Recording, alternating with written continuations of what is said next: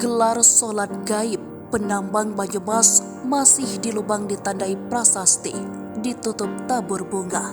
Pilu nasib 8 penumpang di Banyumas yang terjebak di lubang galian desa Pancurendang, Kecamatan Aji Barang, Kabupaten Banyumas, Jawa Tengah. Operasi penyelamatan ke-8 penambang tersebut akhirnya dihentikan pada pukul 2:30 waktu Indonesia bagian Barat. Keluarga korban, tim SAR dan warga setempat bahkan menggelar sholat gaib untuk mendoakan korban. Penutupan operasi itu akan ditandai dengan tabur bunga dan pemasangan prasasti yang bertuliskan nama ke-8 penambang yang terjebak di dalam lubang tambang emas tersebut. Sebenarnya, bagaimana ke-8 orang tersebut bisa terjebak sejak 25 Juli ini?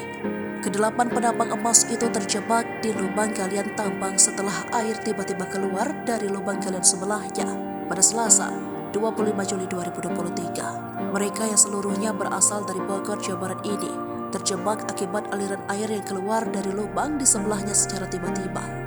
Medan yang berat menjadi tantangan tim penyelamat gabungan dalam operasi penyelamatan tersebut. Namun takdir berkata lain. Hingga berita ini diturunkan, ke-8 penambang tersebut belum juga berhasil dievakuasi. Para keluarga pun akhirnya ikhlas atas apa yang terjadi dengan ke-8 penambang itu. Kepala Kantor SAR Cilacap, Ada Sudarsa, mengatakan, operasi pencarian akan dihentikan dengan apapun hasilnya pada pukul 2:30 waktu Indonesia bagian Barat.